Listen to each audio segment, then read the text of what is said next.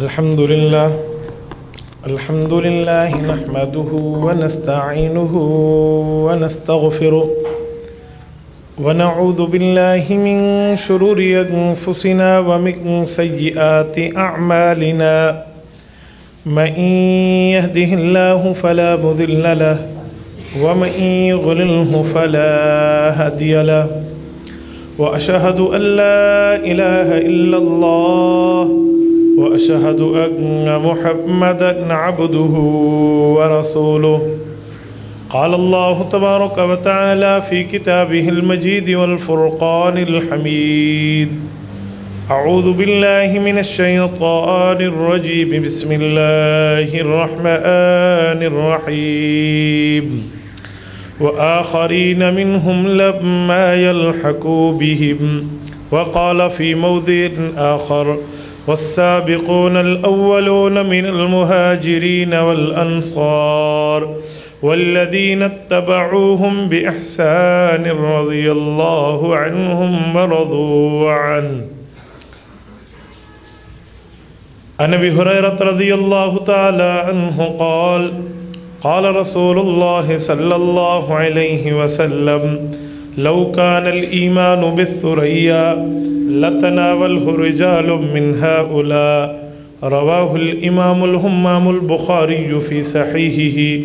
صدق الله العظيم وبلغنا رسوله النبي الأمي الكريم ونحن على ذلك لمن الشاهدين والشاكرين والحمد لله رب العالمين.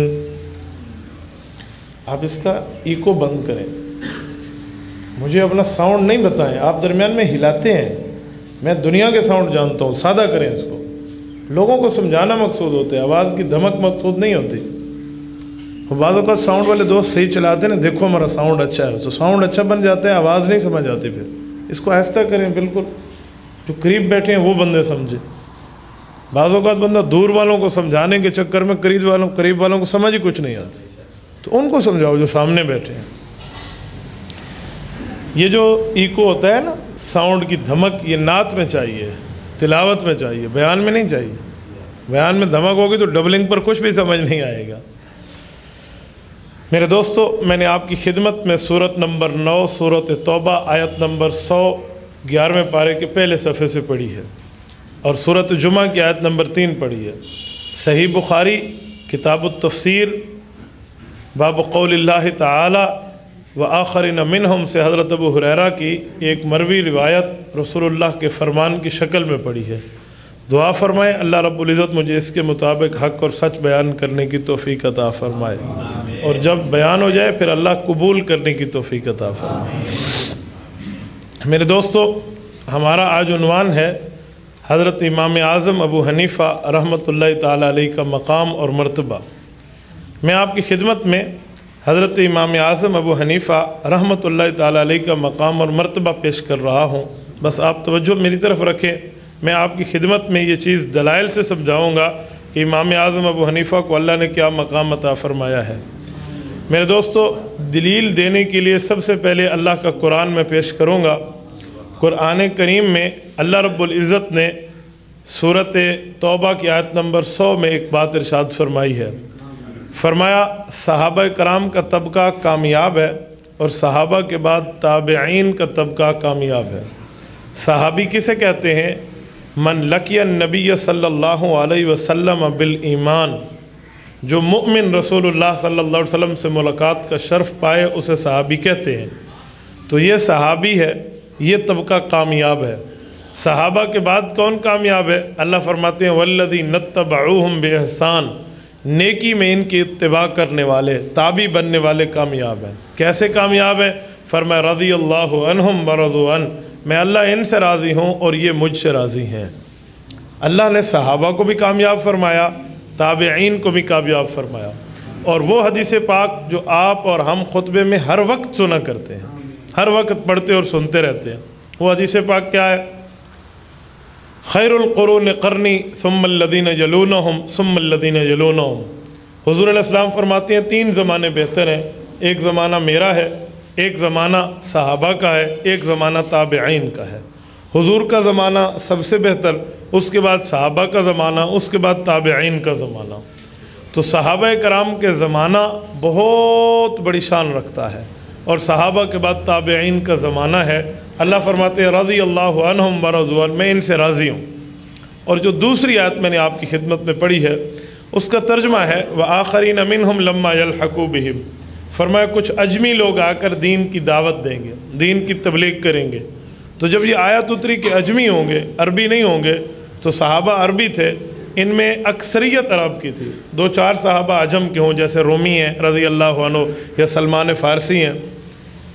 ان لوگوں نے رسول اللہ صلی اللہ علیہ وسلم سے پوچھا، حضرت ابو ہریرہ فرماتے ہیں کہ اجمی کون ہوں گے؟ تو صحیح بخاری کی حدیث ہے کتاب التفسیر کی، اللہ کے رسول فرماتے ہیں انہوں نے حضرت سلمان فارسی کے کندھے پہ ہاتھ رکھ کے فرمایا ان کی قوم میں سے ہوں گے، اور ثریا ستارے سے علم کو نیچے لے کر آئیں گے، اللہ ان کو اتنی ویلیو دے گا۔ ان آیات کی روشنی میں صحابہ کے بعد اجمی لوگوں میں جو سب سے بڑی شخصیت نظر آتی ہے، جس نے دین کی خدمت سر انجام دی ہے، وہ امام اعظم ابو حنیفہ کی ذات ہے۔ امام اعظم ابو حنیفہ رحمۃ اللہ علیہ یہ اجمی بھی ہیں، اور قرآن کریم کی اس آیت کی خوشخبری بھی ہے۔ یہ پورے محدثین نے لکھا ہے، صرف حنفیوں کی بات نہیں ہے۔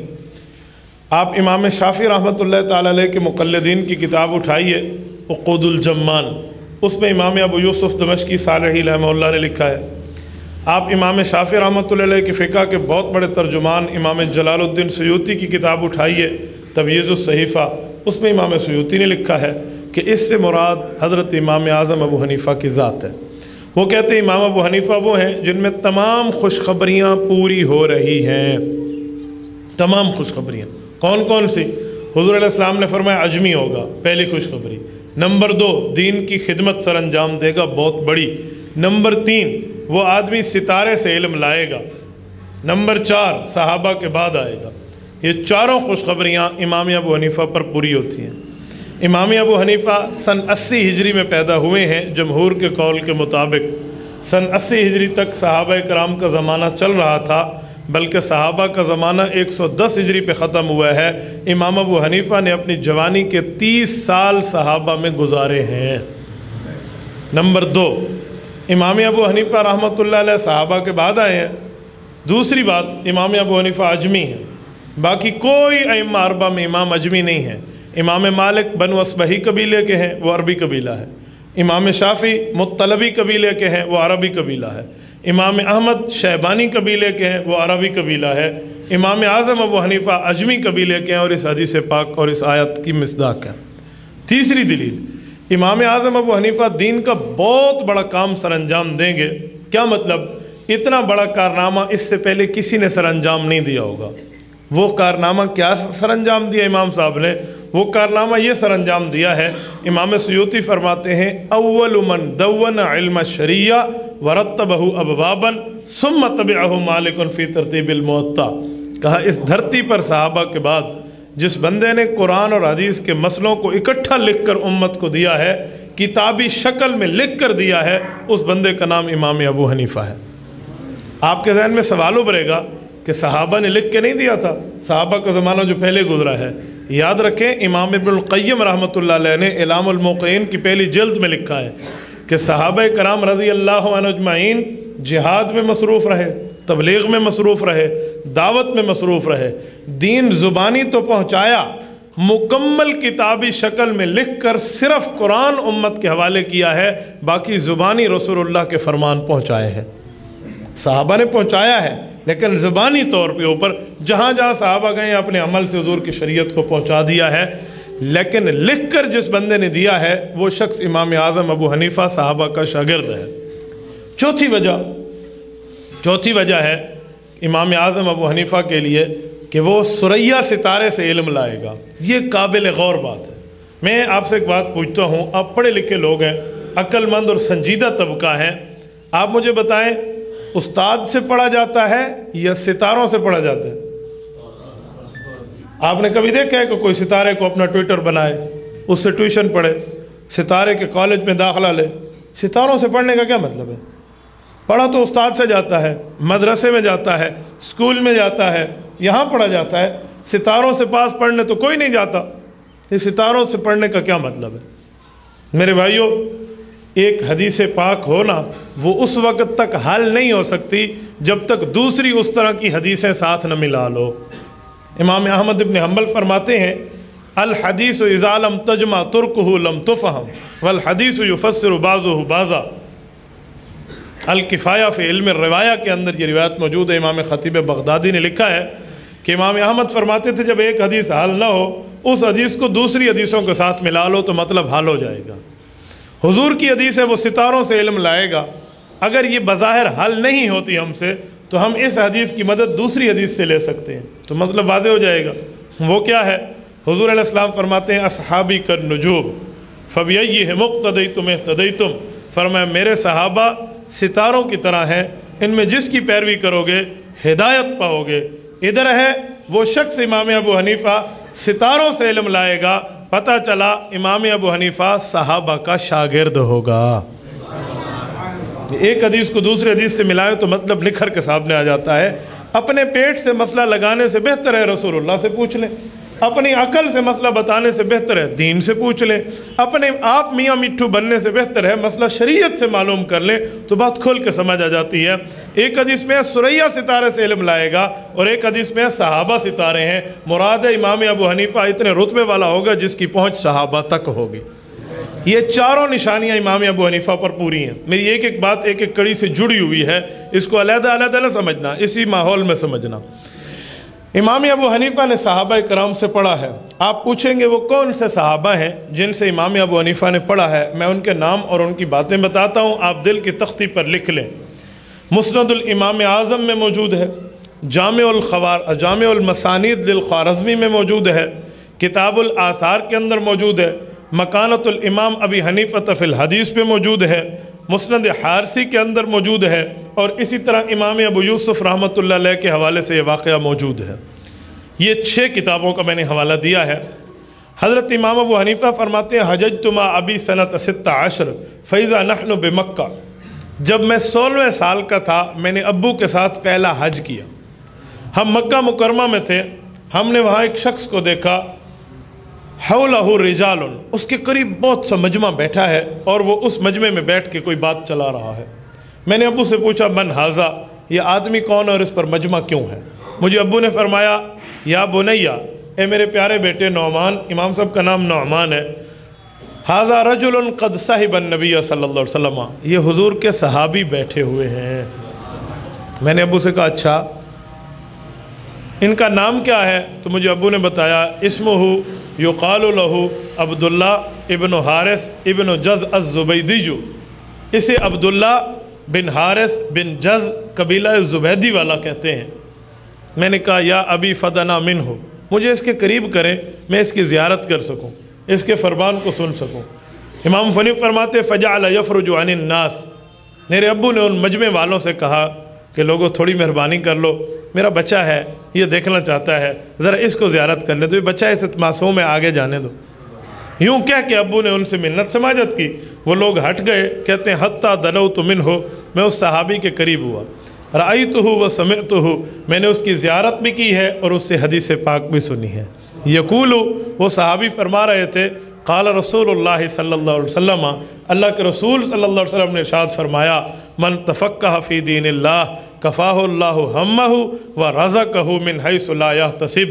اللہ نے فرمایا، اللہ کے رسول نے فرمایا، یہ صحابی کرے میں نے سنا ہے، اللہ کے رسول نے ارشاد فرمایا صلی اللہ علیہ وسلم، اے لوگو علم فقہ حاصل کر لو، دین میں مہارت حاصل کر لو، اللہ 2 انعام دیں گے، 2 انعام۔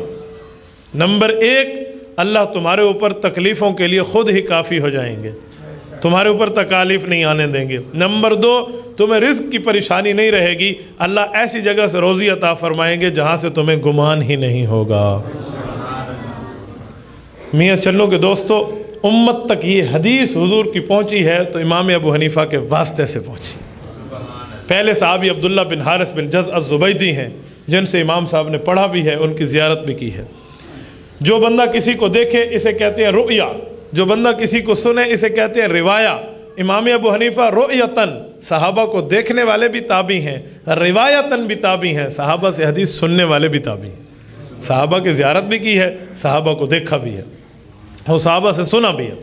एक दूसरे सहाबी हैं हज़रत अब्दुल्ला इब्न उनैस रज़ी अल्लाह ताला अन्हो, इनकी ज़ियारत इमाम अबू हनीफ़ा ने की है।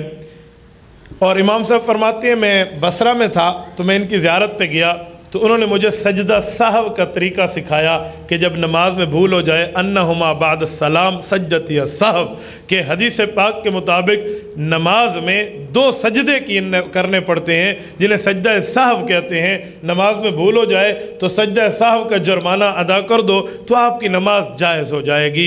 ये हदीस इमाम अबू हनीफ़ा ने अब्दुल्ला इब्न उनैस रज़ी अल्लाह अन्हु सहाबी रसूल से सुनी है। एक तीसरा सहाबी हैं जिनका नाम है अनस इब्न मालिक रज़ी अल्लाह अन्हु। हज़रत इमाम साहब फरमाते हैं रअयतु अनस युसल्ली फ़ी मस्जिदिल कूफ़ा, मैंने हज़रत अनस रज़ी अल्लाह अन्हु अपने उस्ताद मुकर्रम की ज़ियारत की है। मैंने यूँ देखा कि हज़रत अनस इब्न मालिक रज़ी अल्लाह अन्हु मस्जिद के अंदर नमाज़ पढ़ रहे थे और मैंने उनको देख देख के नमाज का मसनून तरीका सीखा। मुबारक है वो लोग जिनके इमाम ने डायरेक्ट सहाबा को नमाज पढ़ते देखा है कि किस तरह पढ़ी जाती है। इमाम साहब ने इस सहाबी को इस तरह देखा है। चौथे सहाबी हैं हज़रत माकिल इब्न यसार रज़ी अल्लाह अन्हु। हज़रत इमाम साहब फरमाते हैं मैंने अपने इस उस्ताद सहाबी रसूल से सुना, वो फरमाते थे लहयतु अबी कुहाफ़ा का अन्नहा ज़राम हरफज, मैंने अबू बकर सिद्दीक़ के वालिद हज़रत अबू कुहाफ़ा की ज़ियारत की है। वो रज़ी अल्लाह अन्हु उनकी दाढ़ी मुबारक ऐसे चमक रही थी सफ़ेदी से जैसे शोला चमक रहा होता है। ये हदीस भी इमाम अबू हनीफ़ा को अपने उस्ताद के वास्ते से मिली है। एक और उस्ताद है इमाम साहब के जिनका नाम है हज़रत जाबिर बिन अब्दुल्ला अल-अदवी रज़ी अल्लाह ताला अन्हु।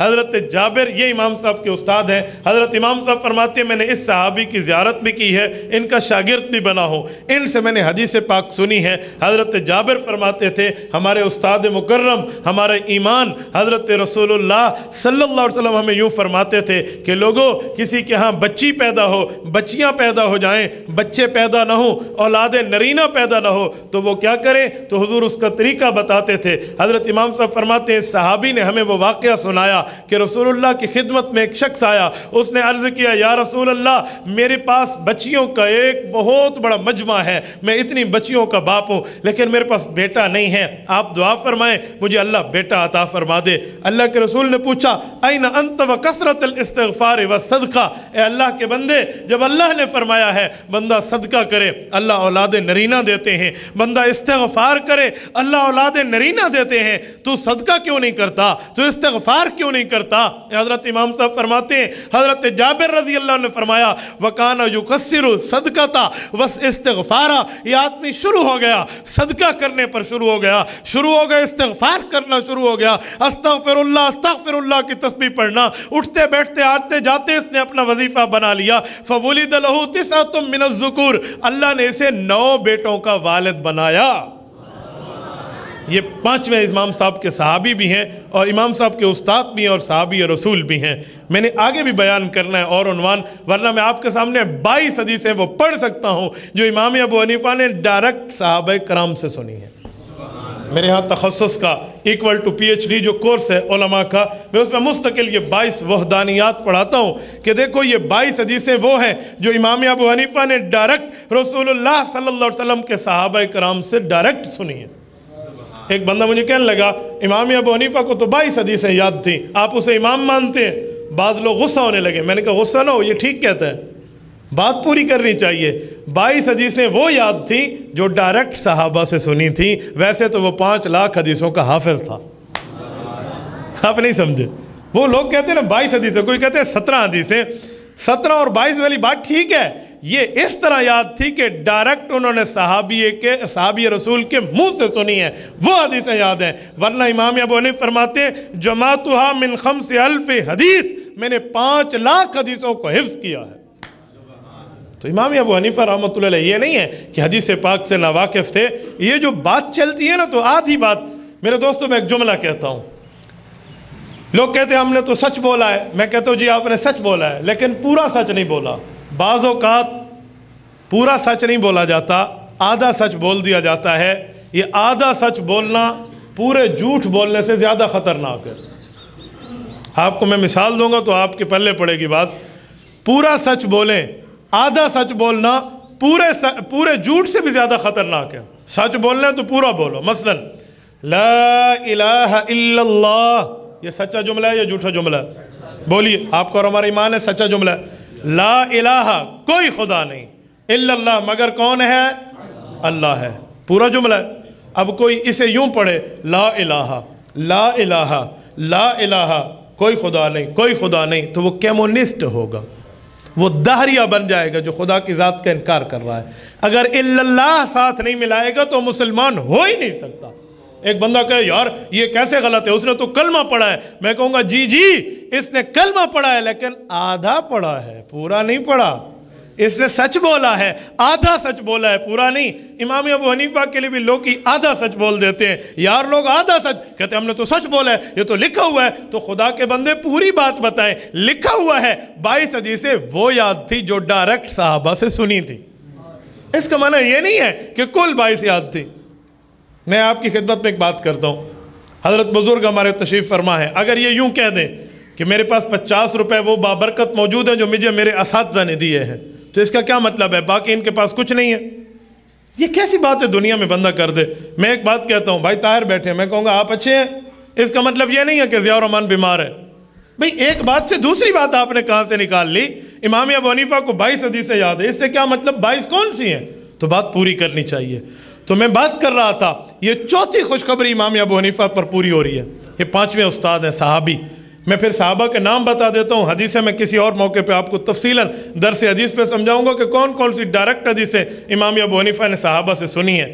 امام صاحب نے جو ڈائریکٹ سنی ہے ان کی تعداد 22 ہے. جو صحابہ کے شاگرد تابعین سے سنی ہے ان کی تعداد 670 ہے. اور جو صحابہ کے شاگردوں سنی ہے ان کی تعداد امام ابو حنیفہ کے ہاں 1700 ہے. اور باقی لاکھوں حدیثوں کا وہ بندہ حافظ ہے. وحدانی ہے، ثلاثی ہیں، ثنائی ہیں، رباعی ہیں، پوری احادیث کی قسمیں ہیں، تفصیلات ہیں. پھر بندے کو بات جا کر سمجھ آتی ہے. امام ابو حنیفہ کے چھٹے استاد جو صحابی رسول ہیں، ان کا نام ہے حضرت واصلۃ بن الاسقا.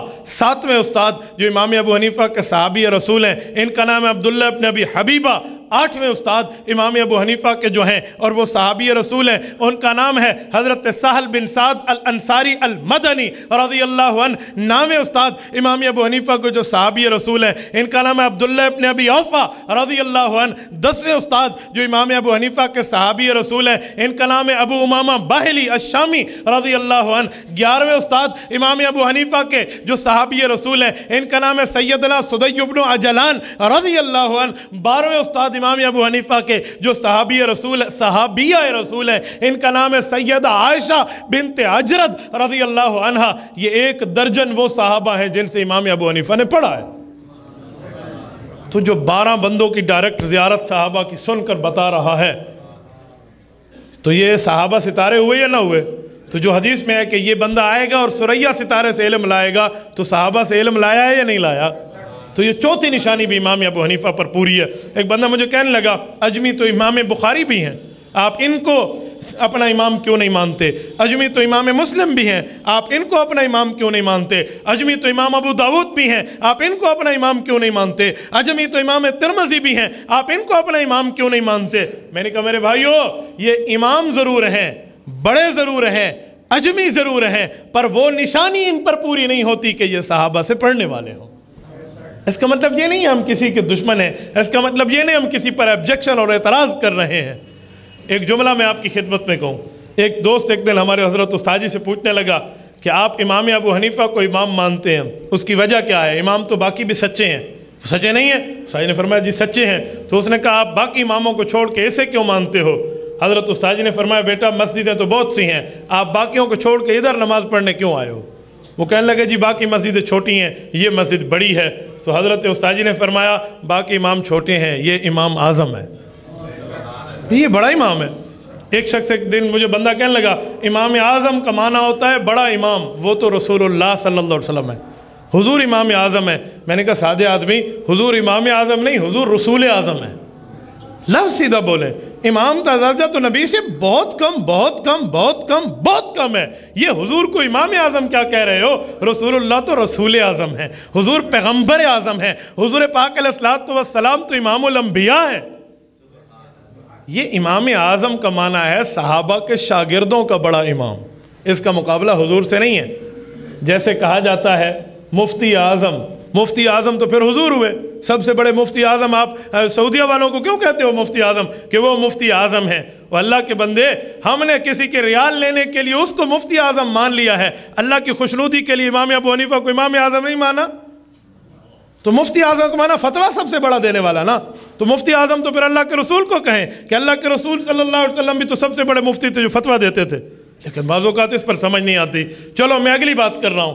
امام ابو حنیفہ رحمۃ اللہ تعالیٰ علیہ، جن کی خوشخبری یوں قرآن میں اور یوں حدیث پاک میں آ گئی اور ان نے صحابہ سے پڑھا، امام ابو حنیفہ کا کارنامہ کیا ہے، انہیں کون سے کارنامے سر انجام دیے ہیں جس کی وجہ سے دنیا ان کو سلام پیش کرنے پر مجبور ہے، اور امام اعظم کے نام کا لقب ان کے ساتھ یوں الاٹ ہو گیا ہے جیسے کسی کو باپ کی وراثت میں زمین مل جائے۔ لفظ امام اعظم کہو تو فوراً ذہن امام ابو حنیفہ پر جاتا ہے۔ آخر اس کی وجہ کیا ہے؟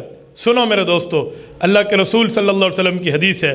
رسول اللہ صلی اللہ علیہ وسلم فرماتے ہیں وَأَقْضَاهُمْ عَلِي، میرے صحابہ میں سب سے بڑا قاضی، فیصلے کی طاقت رکھنے والا یہ علی المرتضیٰ ہے رضی اللہ عنہ۔ ایمان ہے یا نہیں ہے؟ حضرت علی سب سے بڑے قاضی ہیں۔ سیدنا علی المرتضیٰ کا امام ابو حنیفہ سے رشتہ کیا ہے؟ ذرا اس کو دیکھیں تو بات کھل جائے گی۔ حضرت علی المرتضیٰ کے ایک شاگرد کا نام زوتی ہے۔ زوتی حضرت علی المرتضیٰ کو فلودہ کھلانے والا ایک شاگرد ہے۔ اس صبح سے لے کر اشراق کے وقت تک ان کی خدمت کرتا، پھر اس کے بعد زوال کے بعد آتا تو رات گئے تک حضرت علی المرتضیٰ کے ساتھ رہتا۔ ایک دن یہ زوتی آیا اور ان نے آ کے حضرت علی المرتضیٰ سے دعا کی درخواست کی، کہ دعا فرمائیں، میری اہلیہ امید سے ہیں، میری اہلیہ امید سے ہیں، اللہ مجھے بیٹا عطا فرمائے اور میں بھی اس کو آپ کے سامنے دین کے لیے وقف کر دوں۔ سیدنا علی المرتضیٰ نے دعا فرمائی، کچھ دن گزرے تو اللہ نے اسے بیٹا عطا فرمایا۔ اس بیٹے کا نام ثابت رکھا گیا اور یہ اپنے ثابت بیٹے کو اٹھا کر سیدنا علی المرتضیٰ کے پاس آیا۔ حضرت علی اشراق کی نماز پڑھ چکے ہیں، مصلی پر بیٹھے ہوئے ہیں، وہ بیٹا ان نے ہاتھ میں دیا، حضرت علی المرتضیٰ نے اٹھایا اور اسے گھٹی دی ہے، سب سے پہلی گھٹی اپنی زبان دی ہے۔ سیدنا علی المرتضیٰ نے اس کو دعا دی ہے اور اس باپ کو اس کے بیٹے کو واپس کر کے نور نظر ہونے کی دعا کر کے واپس کر دیا ہے۔ میرے دوستو، میاں چنوں کے مسلمانوں، یہ ثابت عام بندہ نہیں ہے، امام ابو حنیفہ کا والد ہے، جس کو یوں سیدنا علی المرتضیٰ نے اٹھایا ہے۔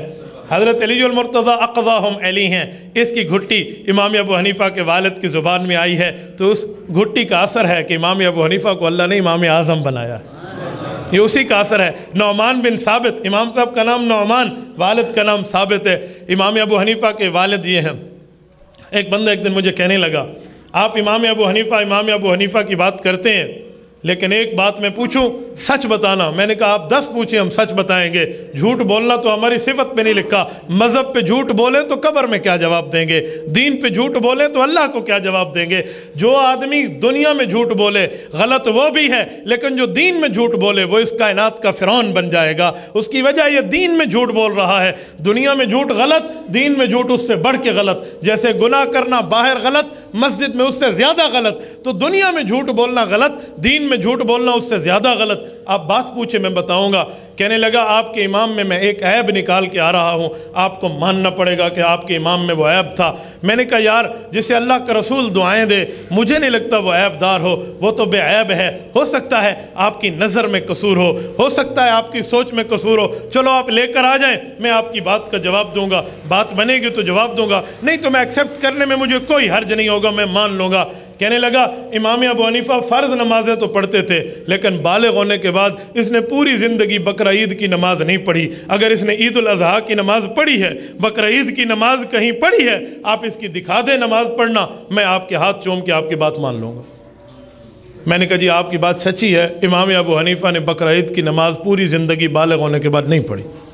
تو کہنے لگا جی پھر آپ اسے امام کیوں مانتے ہیں؟ میں نے کہا پھر بھی مانتا ہوں۔ اس کی وجہ، آپ نے آدھا سچ بولا ہے، پورا سچ نہیں بولا۔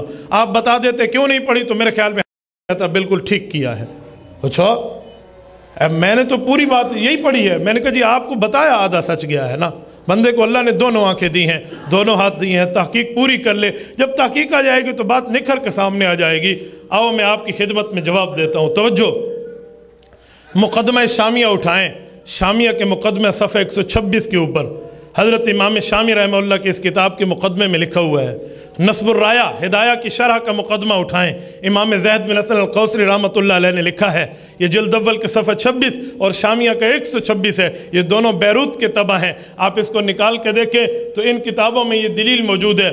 وَقَدْ صَلَّ الْفَجْرَ بِوُضُوءِ الْعِشَاءِ 40 سَنَةً، امام ابو حنیفہ وہ شخص تھے جنہوں نے عشاء کے وضو سے 40 سال تک صبح کی نماز پڑھی ہے۔ جو وضو عشاء کرتا ہے وہ پوری رات عبادت میں گزارتے، وضو نہ ٹوٹتا، صبح کی نماز اس سے پڑھتے تھے، یہ امام ابو حنیفہ ہے۔ اور اگلا جملہ وَحَجَّ 55 حَجَّةً، اور اللہ نے اس بندے کو 55 مرتبہ حج کرنے کی سعادت عطا فرمائی ہے۔ میں نے وہ میقات دیکھا ہے، آپ مکہ مکرمہ سے 180 کلومیٹر کا سیل کبیر کی طرف سفر کریں، سیل صغیر سیل کبیر یہ مکہ کا راستہ ہے، طائف آئیں، مکہ سے طائف کے 2 راستے ہیں، ایک شارٹ راستہ ایک لمبا ہے، جو شارٹ ہے اسے طریق الہدیٰ کہتے ہیں اور جو لمبا ہے اسے طریق سیل کبیر کہتے ہیں۔ سیل کبیر کے راستے سے آئیں تو آپ کو مسجد قرن المنازل ملے گی، یہ مسجد قرن المنازل وہ جگہ ہے جسے پرانے زمانے میں ذات ارق شمار کیا جاتا تھا، اس جگہ امام ابو حنیفہ نے 55 بار احرام حج کا باندھا ہے۔ میں نے اپنے عمروں میں ایک عمرہ مسجد قرن المنازل سے احرام اس لیے باندھا تھا کہ ہمارے امام نے 55 مرتبہ اس جگہ سے احرام باندھا ہے۔ میرے دوستو، امام ابو حنیفہ نے 55 حج کیے ہیں، کل عمر جمہور کے قول کے مطابق 70 سال ہے، 15 نکالیں پیچھے 55 بنتے ہیں، اور امام صاحب فرماتے ہیں 15 سال پورے ہوئے، 16واں سال میرا شروع تھا کہ ابو کے ساتھ پہلے حج پہ گیا ہوں، اور پھر اس کے بعد ہر سال حج، ہر سال حج، ہر سال حج، اللہ نے ہر سال اس بندے کو بلایا ہے، اس کی اتنی عبادت اور حج قبول تھا۔ اور حاجی 10 ذوالحجہ کو بقرہ عید کے دن گھر میں نہیں ہوتا کہ وہ بقرہ عید پڑھے، وہ منا میں ہوتا ہے، منہر میں ہوتا ہے، اس دن اس کو قربانی کرنا ضروری ہوتی ہے، اس لیے حاجی بقرہ عید کی نماز نہیں پڑھتا، خود اللہ کے رسول نے ادا نہیں فرمائی، اللہ کے رسول منا میں موجود تھے، تو حاجی پر بقرہ عید کی نماز نہیں ہے۔ اس نے ایک نہیں 55 حج کیے ہیں، 15ویں سال کے بعد بلوغت کی عمر شروع ہوئی ہے، 16ویں سال میں اس کا پہلا حج ہے، 70 سال کل عمر ہے، ہر سال حج کیا ہے، اس لیے حاجی وہاں ہوتا ہے، وہ بقرہ عید نہیں پڑھتا۔ تو پورا سچ بول لے، خدا کے بندے جب پورا سچ بول لے تو بات نکھر کے سامنے آئے گی۔ خواہ سے اعتراض کرنا ہے، اللہ کو جان نہیں دینی، فرشتوں کو جواب نہیں دینا، قبر کی گھاٹی بہت سخت ہے، قبر کی رات تنہائی کی رات ہے، وہاں کیا جواب دیں گے؟ وہاں بندہ اپنے ساتھ نیکی لے کر جائے گا، اپنی نیت لے کر جائے گا، اخلاص لے کر جائے گا۔ امام ابو حنیفہ تو صحابہ کا شاگرد ہے، اگر میں اس کے اوپر اعتراض کروں تو مثال وہ یوں بھی بنے گی کہ چاند کی طرف منہ کر کے تھوکنے والے کا تھوک اپنے چہرے پہ آتا ہے، وہ چاند پہ نہیں پڑتا۔ وَالْقَلْبِ لَا يَظْلِمُ الْبَدْرَ، جتنا کوئی غلط کہتا رہے سورج کی روشنی ماند نہیں پڑتی، اور جتنا چمگادڑ غلط کہتا رہے فَلَوْمُ الْحُفَّاشِ لَا يَضُرُّ الشَّمْسَ، وہ سورج اور چاند کو غلط نہیں کہہ سکتے۔ جس چیز کا ڈنکا دین میں بچ گیا ہے اس کو بندہ تسلیم کر لے، اسے ایمانی تقاضا کہتے ہیں، تو مان لے کہ اس بندے نے 55، اللہ کے بندے انکار تھوڑی کیا، اس نے انکار تو نہیں کیا نا۔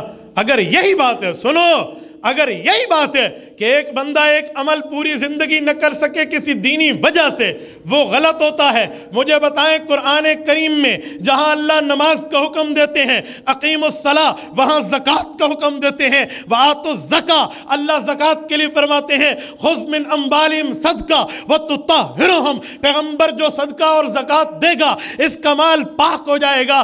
اللہ فرماتے ہیں جو زکوٰۃ نہیں دے گا یوم یحمى علیہا فی نار جہنم فتقوی بہا جباہہم وظہورہم، اللہ فرماتے ہیں قیامت میں جہنم کے اندر یحمى انہیں بخار کر دیا جائے گا، فتقوی بہا جباہہم، کاویے سے ان کے چہروں کو، ان کی پیٹھ کو اور ان کی پشتوں کو دہا جائے گا اور کہا جائے گا ھذا ما کنزتم لانفسکم، یہ تمہارا مال ہے، تم نے زکوٰۃ نہیں دی تھی، فذوقوا العذاب، آج اللہ کا عذاب لے لو، بما کنتم تکنزون، کیونکہ تم زکوٰۃ نہیں دیتے تھے، مال اپنی جیب میں رکھتے تھے۔ اگر یہی بات ہے کہ آپ کہتے ہیں امام صاحب نے بقرہ عید کی نماز نہیں پڑھی تو غلط، حالانکہ شرعی تقاضے پہ نہیں پڑھی تھی، شریعت کی وجہ سے نہیں پڑھی، حاجی اس دن منا میں ہوتا ہے اس لیے نہیں پڑھی، مجبوری یہ تھی، ورنہ وہ نماز بقرہ عید کے منکر نہیں تھے۔ اگر کوئی بندہ حاکم بدہن یوں کہہ دے کہ اللہ کے رسول کی عمر 63 سال ہے، ایک سال میں حضور نے زکوٰۃ نہیں دی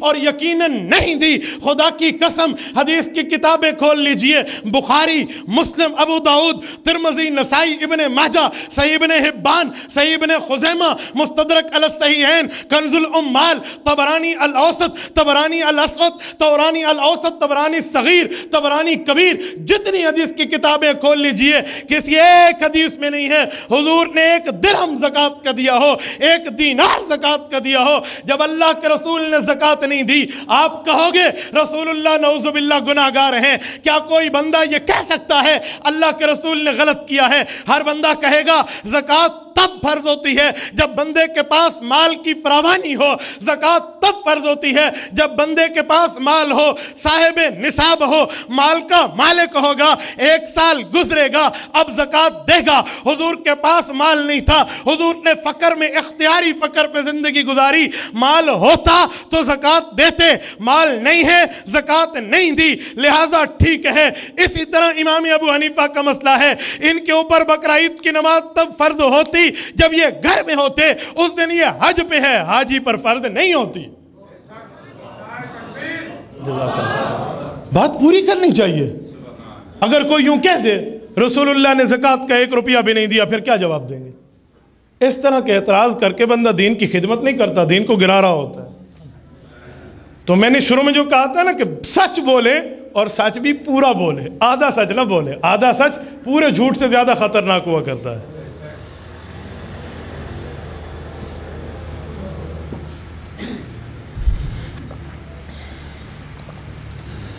امام ابو حنیفہ کا کارنامہ کیا ہے؟ میں یہ کہہ رہا تھا، سنیں۔ امام صاحب کی عادت مبارکہ یہ ہے، قرآن پاک میں مسئلہ موجود ہو بس ٹھیک ہو گیا، حدیث پاک میں مسئلہ موجود ہو ٹھیک ہو گیا، لکھ لو۔ قرآن حدیث میں موجود واضح نہیں ہے، صحابہ کا فتویٰ کیا ہے دیکھو، صحابہ کا فتویٰ مل گیا جی ٹھیک ہے۔ اگر صحابہ کے فتوے میں اختلاف آ گیا تو امام صاحب فرماتے ہیں خلفائے راشدین کو دیکھو وہ کس طرف ہیں، ابو بکر، عمر، عثمان و علی المرتضی رضی اللہ عنہ کو دیکھو کس طرف ہیں، جس طرف خلفائے راشدین کی تائید ہے وہ لے لیتے ہیں۔ اس کے بعد تابعین کا نمبر آتا ہے، اور تابعین میں بڑا تابعی خود امام ابو حنیفہ ہے، اسے تابعین کی طرف دیکھنے کی ضرورت کیا ہے، وہ تو خود تابعی ہے۔ سنو، امام ابو حنیفہ نے یوں مسائل جمع کیے اور جمع کر کر کے امت کی خدمت میں لا کر رکھ دیے ہیں۔ آپ کوئی سا مسئلہ اٹھا لیجئے، کوئی سا مسئلہ جو امام ابو حنیفہ نے لکھا ہے وہ قرآن حدیث سے نکال کے لکھا ہے۔ ایک بندہ مجھے کہنے لگا امام ابو حنیفہ کے مسئلوں میں تو حدیث کی مخالفت ہے۔ میں نے کہا اللہ اکبر، امام ابو حنیفہ نے حدیثیں ان سے سنی ہیں جن نے خود حضور سے حدیثیں سنی ہیں، وہ حدیث کی مخالفت کرتا ہے؟ بتا۔ میں نے کہا کہاں ہے؟ آپ سوال کرو، انشاءاللہ یہ احناف کا بیٹا آپ کو جواب دے کر جائے گا۔ بولیں کہاں مخالفت ہے؟ کہتے ہیں حدیث پاک میں ہے، اللہ کے رسول صلی اللہ علیہ وسلم نے ہاتھ اٹھائے ہیں کندھوں تک، اور آپ تو کہتے ہو کانوں کی لو تک ہاتھ اٹھا کر اللہ اکبر کہو۔ آپ کانوں کی لو تک کہتے ہیں، حضور علیہ الصلوۃ والسلام نے تو کندھوں تک ہاتھ اٹھائے ہیں۔ ایک روایت میں ہے حضور نے سینے کے برابر ہاتھ اٹھائے ہیں۔ میں نے کہا بات پوری ہو گئی؟ کہتے جی ہاں۔ میں نے کہا اب سن، حدیثیں تو 3 ہیں، 2 تو نہیں ہیں۔ حیا صدرئی، سینے کے برابر ہاتھ اٹھائے ہیں، ایک حدیث۔ ایک حدیث ہے حیا لمن کی بئی، کندھوں کے برابر۔ ایک ہے حیا اذنئی، کانوں کی لو کے برابر۔ حدیثیں تو 3 ہیں۔ تو جب 3 حدیثیں ہیں تو آپ اعتراض کیوں کر رہے ہیں؟ اچھا اب میں تمہیں بتاتا ہوں، آپ کندھوں تک اٹھاتے ہو؟ کہتے جی ہاں۔ میں نے کہا میرے امام کا عشق رسول سنو، حضرت امام ابو حنیفہ کا عشق حدیث سنو کہ امام صاحب کو حدیث سے عشق کتنا تھا۔ امام ابو حنیفہ نے فرمایا کانوں کی لو تک ہاتھ اٹھاؤ۔ گویا کسی نے پوچھا ہوگا باقی 2 حدیثوں کا کیا بنے گا؟ سنو میرے امام صاحب نے کیا جواب ارشاد فرمایا، میں زبان حال سے بتا رہا ہوں۔ فرمایا کہ اگر کوئی سینے تک ہاتھ اٹھائے، حدیث کے مطابق ٹھیک کر رہا ہے، لیکن 2 حدیثوں کو چھوڑ رہا ہے، کانوں والی اور کندھوں والی۔ اور اگر کوئی کندھوں تک اٹھائے، وہ بھی کانوں والی حدیث کو چھوڑ رہا ہے۔ لہٰذا میں تمہیں کہتا ہوں اے حنفیو، جب آپ نماز کے لیے نیت کرو تو ہاتھ یوں رکھو، سینے سے گزارو پہلی حدیث پہ عمل، کندھوں سے گزارو دوسری حدیث پہ عمل، کانوں کے ساتھ کر لو تیسری حدیث پہ عمل، کوئی حدیث نہیں چھوٹے گی۔ تو امام ابو حنیفہ تو حدیث کا عاشق ہے، آپ اس کو کہتے ہو حدیث چھوڑنے والا ہے؟ اور خدا کے بندے اپنی چھوٹی سی علم کو یوں لے کر امام ابو حنیفہ کے بارے میں بات نہ کرے جسے دنیا امام اعظم کہتی ہے۔ ایک بندہ مجھے کہنے لگا امام ابو حنیفہ نے جو شریعت تو لکھی ہے میں مانتا ہوں ٹھیک ہے، لیکن ایک بات ہے۔ میں نے کہا جی پوچھئے۔ کہتے ہیں تو کوفہ کے رہنے والے تھے اور کوفہ کے بارے میں مشہور ہے کہ کوفی قاتلین حسین ہیں۔ میں نے کہا بات پوری ہو گئی؟ جی ہاں۔ میں نے کہا پھر کہاں کا بندہ لوں؟ چلو کوفے والا تو تیرے مطابق شہر غلط ہو گیا، کہاں کا بندہ لوں؟ مکے کا لے لوں؟ ہاں جی مکے کا لے لو۔ میں نے کہا کوئی کہہ دے کہ مکے میں تو ابو جہل رہتا تھا، پھر مدینہ کا لے لو۔ میں نے کہا کوئی کہہ دے ومن اہل المدینہ مردوا علی النفاق، مدینہ میں تو منافق رہتے تھے، قرآن کریم میں۔ پھر مکہ مدینہ کی عظمت تو ہے نا، ان منافقوں اور ابو جہل کی وجہ سے مکہ مدینہ کی عظمت تو ضائع نہیں ہوتی۔ میں نے کہا قاتلین حسین پہ لعنت بے شمار ہے، ان ملعونوں کی وجہ سے شہر کوفہ کی عظمت بھی ختم نہیں ہوتی۔ حضرت عمر نے بسایا ہے، علی المرتضیٰ نے آباد کرایا ہے، کیسے کہتے ہو؟ چند چوروں کی وجہ سے شہر خراب ہو جاتا ہے، چند ظالموں کی وجہ سے اس علاقے کو بدنام کر دیا جاتا ہے؟ وہ چند چور ظالم ہیں، وہ چند قاتل ظالم ہیں، ان کی وجہ سے پورے شہر کو غلط کیوں کہتے ہو؟ دلیل چاہیے، دلیل کے ساتھ بندہ بات کرے۔ ایک بندہ فلاں جگہ کا رہنے والا، اس پر اعتراض آ گیا، سنو میرے امام کو کوفے سے آنا چاہیے تھا، میں اس کی دلیل حدیث پاک سے دیتا ہوں، سنیے۔ اللہ کے رسول صلی اللہ علیہ وسلم فرماتے ہیں علیکم بسنتی وسنت الخلفاء الراشدین المہدیین، مسند احمد میں حدیث موجود ہے، فرمایا لوگو میرے طریقے پر عمل کرو گے سنت کہلاؤ گے، ابو بکر عمر عثمان و علی خلفاء راشدین کے طریقے پر عمل کرو گے سنت کا طریقہ کہلائیں گے۔ لیکن سنو حضرت علی المرتضیٰ دنیا میں خلافت راشدہ کے اندر آخری خلیفہ راشد ہیں۔ حضور مدینہ سے گئے، ابو بکر مدینہ سے آئے، مدینہ سے گئے، حضور مدینہ سے گئے، عمر مدینہ سے آئے، مدینہ سے گئے، حضرت عثمان مدینہ میں آئے، مدینہ سے گئے، لیکن علی خلیفہ مدینہ سے بنا ہے، فوت کوفہ میں ہوا ہے۔ آخری خلیفہ کوفہ میں فوت ہوا، اس بات کی دلیل ہے کہ علم آگے اولیاء کے ذریعے چلے گا۔ علی آخری خلیفہ ہے، کوفہ سے گیا ہے۔ ابو حنیفہ پہلا امام ہے، کوفہ سے آیا ہے۔ جہاں سے علی گیا وہاں سے پہلا امام آیا، جگہ بھی یہی چاہیے تھی۔ اور کوفہ سنگم ہے عرب اور عجم کا، سنٹرل ایریا، درمیانی حصہ ہے۔ میرا امام اجمی ہے، ہمیں چاہیے بھی اجمی امام، جو اجمی ہو، عرب کی زبان سمجھتا ہو، عرب سے پوچھے، عجم کو سمجھائے، ہمیں ایسا بندہ چاہیے۔ اور ایک جملہ میں کہتا ہوں، حضرت امام اعظم ابو حنیفہ رحمۃ اللہ علیہ کی حیثیت اور مقام اور مرتبہ یہ ہے، توجہ میری طرف توجہ، مقام اور مرتبہ یہ ہے، میرے امام نے وہ کارنامے سر انجام دیے ہیں جو رہتی دنیا تک یاد رکھے جائیں گے۔ آپ مجھے دیکھیں، بجلی کو نہ دیکھیں، مجھے دیکھیں، رہتی دنیا تک کارنامے یاد رکھے جائیں گے۔ امام ابو حنیفہ نے ان چھپے ہوئے مسائل کو بر وقت نکالا جو شریعت کی تہ میں چھپے ہوئے تھے، اندر سے نکال کے امت کے سامنے رکھا۔ یہ اللہ اکبر کے ہاتھ اٹھانے سے لے کر نماز کی سلام تک 70,000 مسئلے صرف نماز کے لکھے ہیں۔ امام ابو حنیفہ کے اوپر اعتراض کرنے والوں، تم نماز کے 100 مسائل مجھے بتا دو، میں تیرے ہاتھ چوم لوں گا۔ 100 مسئلے تے آندھے کوئی نہیں تھے، گل ابو حنیفہ تھے جنہ نماز دے مسئلے 70,000 لکھے نے، صرف نماز کے مسئلے۔ اور امام ابو حنیفہ نے جو شریعت کے مسائل لکھے ان کی کل تعداد 12,90,000 ہے۔ یہ آئیں بائیں شائیں کی بات نہیں ہے، میں اس پر دلائل رکھتا ہوں۔ 12,90,000 مسئلے تو امام ابو حنیفہ نے شریعت کے لکھ کر دیے ہیں، امت کو اپنے شاگردوں کے ذریعے لکھوائے ہیں۔ اور میں ایک جملہ کہتا ہوں، سنیں میرے دوستو۔ ایک بندہ ایک دن مجھے کہنے لگا، مولانا حضور پاک علیہ السلام کے دور میں فقہ حنفی موجود تھی، شاید کوئی آپ سے بھی پوچھے۔ مجھ سے پوچھا تو میں نے کہا جی ہاں موجود تھی۔ کہتے اچھا امام ابو حنیفہ بھی تھے؟ میں نے کہا جی نہیں تھے۔ کہتے پھر فقہ حنفی کیسے تھی جب ابو حنیفہ حضور کے زمانے میں نہیں تھے؟ میں نے کہا ایک سوال کا جواب تو دے دے، اس کا جواب میں دے دوں گا۔ یہ جو صحیح بخاری شریف کی حدیثیں ہیں، یہ حدیثیں حضور کے دور میں تھیں؟ کہتے جی تھیں۔ میں نے کہا امام بخاری بھی تھے؟ کہتے جی وہاں نہیں تھے۔ میں نے کہا کیوں؟ بخاری کی حدیثیں حضور کے دور میں موجود ہیں، خود امام بخاری دور میں نہیں ہیں، وجہ کیا ہے؟ کہنے لگا حدیثیں تو اس وقت تھیں، اس کو صحیح بخاری بعد میں لکھی، اس کو صحیح بخاری کہتے اس لیے ہیں کہ حضور والی پہلے والی حدیثیں بعد میں امام بخاری نے جمع کر کے امت کو بتائی، نام صحیح بخاری رکھا، باتیں حضور کی پرانی پہلے والی ہیں۔ میں نے کہا مسئلے بھی ایسے ہیں جو حضور کے دور میں تھے، بعد میں ابو حنیفہ نے جمع کر کے امت کے سامنے رکھا، نام فقہ حنفی رکھی۔ جیسے حدیثیں پہلے تھیں، خود امام بخاری، امام مسلم، امام ترمذی، امام نسائی، امام ابن ماجہ نہیں تھے رحمہم اللہ، ایسے فقہ احناف کے مسائل بھی پہلے موجود تھے، اس کے امام حنیفہ نہیں تھے، یہ بعد میں آئے ہیں۔ کہنے لگا بعد میں آئے ہیں تو اعتبار کیسے ہوا؟ یہ تو بعد کے مسئلے ہوئے۔ میں نے کہا نا بعد کے ہوئے، سند پہلے کی ہے۔ اجی میں نہیں مانتا، میں نے کہا میں ابھی منواتا ہوں۔ سنو میرے دوستو، یہ دیکھو، یہ جامعہ محمودیہ ہے آپ کے میاں چنوں کا۔ جامعہ محمودیہ میں پانی ہے یا نہیں ہے جو زمین سے نکلا ہے؟ یہ پانی کب سے ہے؟ حضرت آدم علیہ السلام کے وقت سے۔ کوئی ابھی سے آسمان سے ٹرک نہیں آئے جو انہیں ڈال دیا ہو۔ حضرت آدم علیہ السلام کے وقت سے اس کے نیچے پانی موجود ہے، لیکن نکلا کب ہے؟ جب جامعہ محمودیہ بنا ہے۔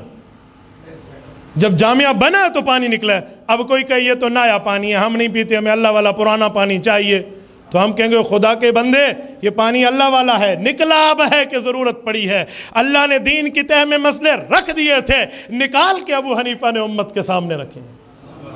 اس کا یہ مطلب نہیں ہے اس نے اپنے اندر سے نکالا ہے، یہ مطلب نہیں ہے اپنی طرف سے دیا ہے، نام ہے۔ جیسے لوگ کہتے ہیں فقہ حنفی ہے، نماز حنفی ہے، نماز محمدی پڑھو۔ نماز حنفی کیوں پڑھتے ہو؟ نماز محمدی پڑھو، کلمہ حضرت محمد صلی اللہ علیہ وسلم کا، تو نماز بھی حضرت محمد صلی اللہ علیہ وسلم والی۔ میں نے کہا جی ٹھیک ہے، پھر حدیث بخاری نہ پڑھا کرو، حدیث محمدی پڑھا کرو۔ اجی کیوں؟ میں نے کہا کلمہ بھی حضرت محمد صلی اللہ علیہ وسلم کا، حدیث بھی حضرت محمد والی، بخاری والی کیوں مانتے ہیں؟ نہیں اللہ کے بندے، حضور والی حدیث ہیں، امام بخاری نے لکھ کے ہمیں دی ہیں۔ میں نے کہا نماز بھی حضور والی ہے، ابو حنیفہ نے لکھ کے ہمیں دی ہے، اس کو حدیث بخاری کہتے ہیں، اسے نماز ابی حنیفہ کہہ دیتے ہیں، تو اس میں کون سا مسئلہ ہے؟ یہ تو پہچان کے نام ہے۔ آپ کہیں گے نلکے کا پانی، موٹر کا پانی، واٹر پمپ کا پانی، فلٹر کا پانی، نہر کا پانی، دریا کا پانی، اور جو ہے نا کیا کہتے ہیں یہ ٹوٹی کا پانی، کنویں کا پانی، بارش کا پانی، جوہر کا پانی۔ کوئی کہہ دے آپ کو یہ اتنے نام کیوں لیتے ہو؟ انزلنا من السماء ماء، ایک کہو خدا کا پانی۔ کیوں کہتے ہو ٹوٹی کا پانی؟ کیوں کہتے ہو موٹر کا پانی؟ کیوں کہتے ہو نلکے کا پانی؟ پانی تو اللہ کا ہے۔ آپ کہو گے پانی اللہ کا ہے، نکلا ٹوٹی سے ہے تو ٹوٹی کا پانی، نکلا کنویں سے ہے تو کنویں کا پانی، نکلا نلکے سے ہے تو نلکے کا پانی۔ میں نے کہا مسئلے حضور کے ہیں، نکال کے ابو حنیفہ نے دیے ہیں تو کہتے فقہ حنفی ہیں۔ اس کا معنی یہ نہیں ہے کہ ابھی سے لکھا گیا ہے۔ اور امام ابو حنیفہ رحمۃ اللہ علیہ کے کارناموں میں جو سب سے بڑا کارنامہ ہے کہ دین کو آسان شکل میں امت کے سامنے رکھا ہے، آسان شکل میں، آسان شکل میں، مشکل شکل میں سامنے نہیں رکھتے تھے۔ ایسے آسان مسئلہ بتاتے کہ بات نکھر کے سامنے آ جاتی۔ ایک شخص امام ابو حنیفہ کے دربار میں آیا اور اس نے آ کر کہا کہ وہ جو آپ کے محلے کا پڑوسی ہے وہ رافضی ہے، اور وہ حضرت عثمان رضی اللہ عنہ کو یہودی کہتا ہے۔ وہ شخص حضرت عثمان کو بولتے نہیں ہیں۔ لائٹ آ گئی ہے تو یہ کیا ہوا ہے؟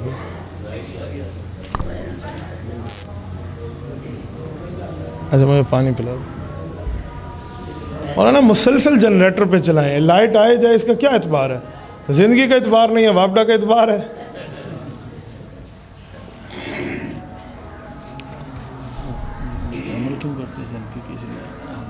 جی بات کر۔ ایک شخص امام ابو حنیفہ رحمہ اللہ کے پاس آیا کہ فلاں بندہ ہے وہ حضرت عثمان کو یہودی کہتا ہے، نعوذ باللہ من ذالک، آپ اسے سمجھائیں۔ تو امام صاحب کے سمجھانے کا انداز دیکھیں۔ امام صاحب اس کے پاس گئے، بڑی اس نے آؤ بھگت کی خوشی سے اٹھ پڑا کہ واہ اتنا بڑا امام میرے گھر میں آیا۔ ٹھیک ہے مذہب کا مخالف تھا، لیکن گھر میں آنے کے لیے تو کوئی مہمان کا ادب احترام بھی تو ہوتا ہے۔ بہت خوش ہوا۔ آپ کیسے تشریف لائے؟ امام صاحب نے فرمایا میں آپ کی بیٹی کا رشتہ ڈھونڈ کے آیا ہوں، بیٹی آپ کی ہے، بھتیجی میری ہے، میں اسی لیے آیا ہوں کہ اپنی بھتیجی کا ایک اچھا سا رشتہ دے دوں، تو آپ کی بیٹی کے لیے رشتہ لایا ہوں۔ اس نے کہا واہ حضرت امام صاحب، آپ تو میرے لیے بہت اچھا رشتہ لائے ہوں گے، آپ بتائیں ہم اپنی بچی کا رشتہ کر دیتے ہیں۔ حضرت امام صاحب رحمہ اللہ فرمانے لگے ٹھیک ہے پتہ تو کر لو بندہ کیسا ہے۔ اس نے کہا جی پتہ نہیں کرتے، آپ نے جو طے کیا ہوگا تو اچھا ہی طے کیا ہوگا، ہمیں کیا پوچھنا، آپ فرما دیں میرے سر سے ایک فرض کا بوجھ اتر جائے گا۔ امام صاحب نے فرمایا بندہ بھی اچھا ہے، بات بھی بہت اچھی طرح کرتا ہے، کما بھی لیتا ہے، امیر کبیر بھی ہے، آپ کی بچی کو خوش بھی رکھے گا، ایک چھوٹا سا عیب ہے۔ انہوں نے کہا چھوڑیں جی، عیب تو چھوٹے موٹے ہر کسی میں ہوتے ہیں۔ امام صاحب فرمانے لگے نہیں پوچھ تو لو۔ انہوں نے کہا کیا ہے؟ امام صاحب نے فرمایا بس وہ بندہ یہودی ہے۔ اس کی آنکھیں پھٹی رہ گئیں۔ انہوں نے کہا اچھی بات کرتے ہو مولوی صاحب، میں نے تیری عزت کی، اکرام کیا، احترام کیا کہ تو میری بچی کا رشتہ لایا، اتنا بڑا امام ہمارے محلے کا بڑا ہے، اور آج تو مجھے کہتے ہو بندہ یہودی ہے، میں اپنی بیٹی یہودی کو دوں، میری غیرت کے خلاف ہے۔ ہاتھ دکھانا۔ امام صاحب نے یوں ہاتھ تھام لیے، کہا ایک بات کہوں؟ کہا جی ہاں۔ کہا تو ایک بیٹی یہودی کو نہیں دیتا، اور ادھر حضرت عثمان کو یہودی کہتے، حضور نے اپنی 2 بیٹیاں اسے دی ہیں۔ کیا اللہ کے نبی کے نے ایسی بیٹیاں دیتی تھی؟ نعوذ باللہ حضرت عثمان ایسے تھے۔ عقود الجمان میں لکھا ہوا ہے اس بندے نے اسی موقع پہ توبہ کر لی کہ آج کے بعد میں یہ غلط نہیں کہوں گا۔ اتنی آسان شکل میں دین پہنچانے والے کا نام امام حنیفہ۔ اور ایک بات میں کہوں، یہ فقہ حنفیہ پہ عمل کیوں ہوتا ہے؟ اس عمل کرنے کی وجہ یہی ہے کہ جو اللہ سے صحابہ نے سنا وہی امام ابو حنیفہ کو پڑھایا، اور وہی امام ابو حنیفہ نے لکھوا کے ہمیں دیا ہے۔ جو اللہ نے صحابہ کرام کو دیا حضور کے واسطے سے، وہی صحابہ نے اپنے شاگرد کو دیا، اور شاگرد نے لکھ کے دیا ہے ہمیں۔ ایک بندہ مجھے کہنے لگا کہ جب صحابہ نے دین دیا ہے تو لکھ کر کیوں نہیں دیا؟ میں نے کہا تمہیں کوئی کہہ دے جب حضور پہ قرآن اترا ہے تو حضور نے خود کیوں نہیں لکھا؟ کہتے حضور نے لکھا۔ میں نے کہا کس نے کہا؟ 21ویں پارے کا پہلا صفحہ، وَلَا تَخُطَّهُ بِيَمِينِكَ إِذًا لَارْتَابَ الْمُبْطِلُونَ۔ حضور تو اپنے ہاتھ سے لکھ بھی نہیں سکتے، یہ تو حضور کا معجزہ ہے۔ یہ کیسے کہتے ہو؟ حضور نے نہیں لکھا، اترا حضور پہ، حضور نے نہیں لکھا۔ وجہ کہتے ہیں حضور پاک نے نہیں لکھا تو حضور کے شاگرد صحابہ نے تو قرآن لکھ دیا۔ میں نے کہا صحابہ نے شریعت نہیں لکھی مکمل کی مکمل، تو صحابہ کے شاگرد ابو حنیفہ نے تو لکھ دیا۔ تو ادھر شاگرد لکھے تو استاد کا کام پورا کر رہا ہے، ادھر شاگرد لکھے تو استاد کا کام پورا کیوں نہیں کر رہا؟ یہ باتیں میرے بھائیوں یہ اس شریعت کے اندر موجود ہے۔ یہ فقہ حنفی کوئی نئی چیز نہیں ہے۔